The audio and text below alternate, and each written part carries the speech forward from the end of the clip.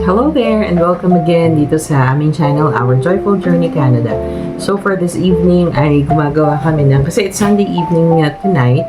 So gumagawa kami ng mga babaunin ng kids, no? Yan, ang aking helper for this evening. Go say hi, kuya. Hi. Yan, ano ba ginagawa namin? So we are making tatlo yan ng mga ano nila. Ayan. Tatlong dishes yan or mga pangbaon, ano. So ano ba to? Okay, so ang gagawin namin ay croquette, cheese and potato croquette and burger patty. Yan, so merong nagbigay kasi na to. Ang dami din na to, ano, mahigit 1 kilo din to. Yeah, I'm listening, baby. I think mga 2 kilos to, no, na burger, na lean ground beef. Tapos gawin natin yung burger patty tsaka para sa beef empanada natin. Ayan. And then, we have ito. Lalagay natin to sa beef empanada. Tsaka sa burger natin. Haluin natin nun. Tapos ito para sa beef empanada. So, yun. Tapos yung mga maraming potatoes na yan, i-ano namin yan. I-boil natin yan sa milk and then butter para masarap siya, no? And then, lalagyan natin ng palaman na cheese, which is ito. May Gouda tayo, tsaka may mozzarella. Ayan. So, later on, papakita namin sa inyo kung paano ang proseso niya. We'll be back later. So, ayan, during Sunday, yan ang ginagawa namin. Nagpe-prepare kami ng mga pangbaon nila sa school, tsaka yung pambaon din ng papa nila. Maganda tong ganitong method para during the weekdays ay hindi ka na laging araw-araw na nag-iisip kung ano ba yung mga pwede nilang baunin, no? So aside dito, meron din silang mga binabaon na yogurt, fruits, and sandwiches. Yan, so minamash na po yung ating potato. Tapos may butter na yan. Ayan, no? Pakita natin butter, kuya. Ayan. Here. Yan. So, yan. After nyan, lagyan na natin ng palaman niya, tas no, there's hair. i-roll na natin siya or bibilogin na natin siya, no?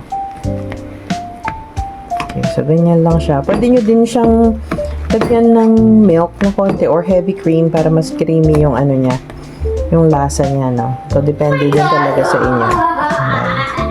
At this point, ayan, i-mash na ito. So, dinagan pa namin to ng cheese.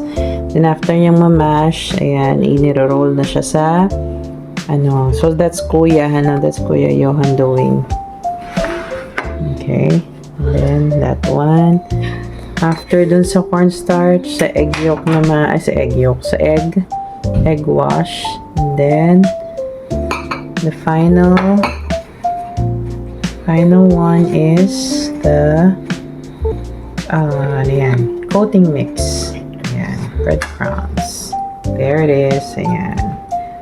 At this point, nakikipagkwentuhan na lang din ako kay Johan, no? So, ang kwentuhan talaga ay, ayan ang love language niya. Kaya yan naman yung binibigay ko. Tsaka napaka-importante, napaka-beneficial ng pakikipagkwentuhan sa inyong mga anak. Kasi it builds their self-esteem. Kasi, of course, kapag binibigyan mo sila ng time na mag-share, no, ng kanilang mga experiences and thoughts, they feel valued, respected, and they feel important. Diba? Kasi, parang hindi ka naman magbibigay ng time sa tao na hindi important. So, aside doon sa, of course, mga usual na bagay na ginagawa natin as parents para sa kanila, yung time talaga na makipagkwentuhan, napakalaki ng impact niyan. Also, it shapes their emotional development. Kapag ka mas open sa communication yung ating mga anak, mas, kumbaga, mas steady, yung kanilang emotion. Kasi, ayun nga, na-express nila, wala silang mga pent-up na emotions, na-express nila yan lahat. It fosters a sense of security sa kanila, lalo na kapag gumagamit tayo ng mga kind words.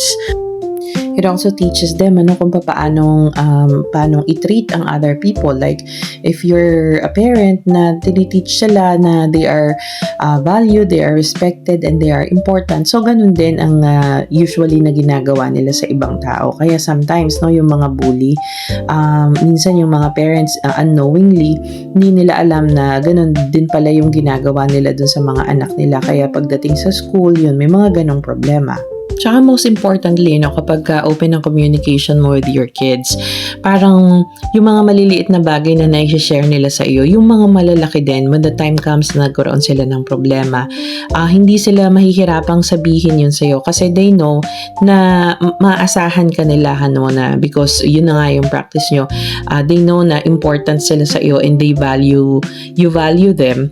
Kaya nasasabi nila, magiging open din sila sa mga problema in the future. So this time, ipa-fried na namin yung ating mga croquetas. Ayan. Ayan. So, pwede na sigurong pagsabay-sabayin. So, try lang kami ng 3 para ay 4. Yung isa na una na, no? So, ito yung tsura niya. Oh. Diyan! Mamaya. Very ugly. It is, kinda. But it's crispy. Something's very wrong. What is it? Not good enough. So, I'm gonna just have to Roll it over and over. Looks cute though. Look at it. Hey.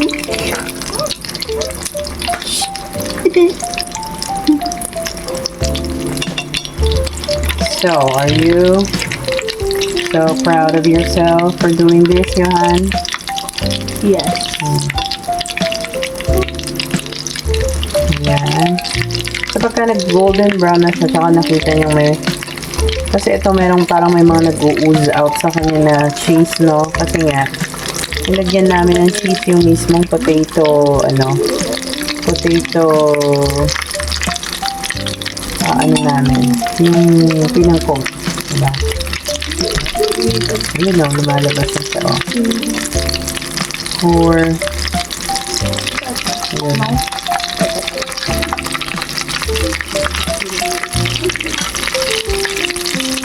Yan, so ito na yung ating mga na-prepare na pangbaon nila. So, dun sa beef na binigay sa atin, 2 kilos yun, no? So, nakagawa tayo ng, although bawas naman na siya, like 1.5 na lang siguro yun. Nakagawa tayo ng burger patties, beef burger patties. I-freeze natin yan, no? Kasi mga around Miyerkules pa naman nila babaonin yan. This is cheesy filling, cheesy beef filling ng empanada. Ayan, tapos ito naman ay parang smoky barbecue ang flavor niyan. So meron ako nilagay na smoky barbecue na powder. Ayan, tapos ito yung croquette, yung mga yung ginagawa natin kanina. So nag na kami. Ito yung itsura niya. Nag-try na kami ng so medyo nag-ooze out yung kanyang mga cheese, no, kasi nga nagsama tayo ng cheese doon sa kanyang sa potato mismo. So, I think next time di na namin gagawin yun. Nilalagay na lang namin sa loob. Papalaman na lang namin para hindi siya talaga hindi ganyan ang mangyari sa kanya. Mag-ooze out. Pero okay naman to, no? May cheese na, then may potato. So, tinikman naman na yan kanina nila. And, yun, very proud naman, no, si Johan sa kanyang ginawa. So, ayan ang mga baon ng kids for this week. So again, thank you again for watching, and God bless everyone. Have a great week ahead. God bless as always. Bye.